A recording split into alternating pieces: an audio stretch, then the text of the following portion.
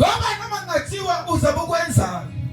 la inqaba kaJehova kwenzeki kanti indumisa yikho into esenza sibe namandla okunqoba ipresence yendumiso masibiza igama lakhe sithi wena ungcwele wena uphakeme wena uJehova impi kaJehova iyanqoba ngoba la indumiso khona ingasinqoba khona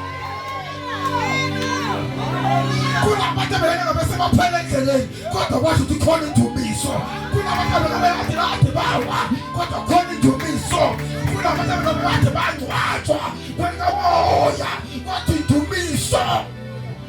Hallelujah, hallelujah.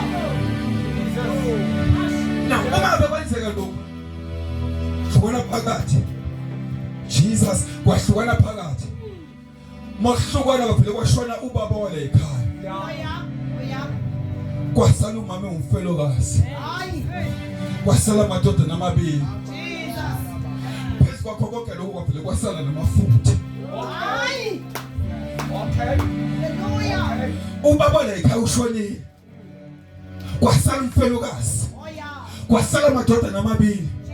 kwasala namafutha. Akasikwe prophetically bavele le prophecy ngenza nhlanye ekhaya uma ngabe siyibuka masibuka ubaba uma umletha ku New Testament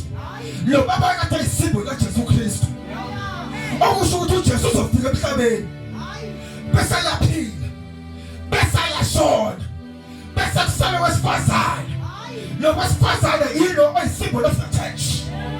ngoba the church alikho uma ngabe uJesu engabakhona imandla libikhona uma umkhanyana engabikhona ukuze bazolima.